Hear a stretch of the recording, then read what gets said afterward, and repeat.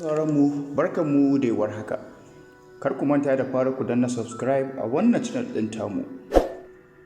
Arewa Reporters jarida ce wacce ta fito da wani rahoto wanda yake yana da wahalar ganewa.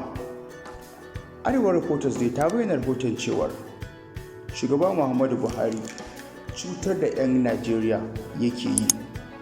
Ya cutar da 'yan Najeriya musamman 'yan Arewa 100%.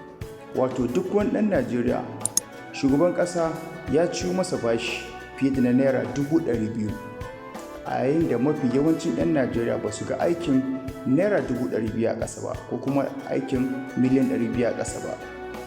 Irin wannan ɓarnar muke gudu tintini ya samu ce kada 'yan Najeriya ku ƙara zaɓar Buhari a zagaye da biyu, amma kuka yi kunnen uwar shegu da mu.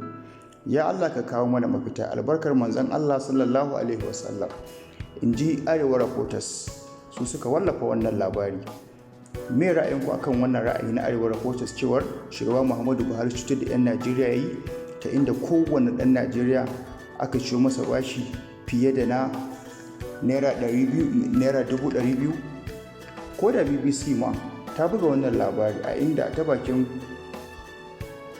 Madina mai shanu take cewa duk wani ɗan Najeriya ana bin shi naira 164 a wannan satin dai. Mai ra'ayinku akan wannan labari? Ku bayyana mana ra'ayinku ku danna subscribe a wannan channel ɗin tamu. Mun gode.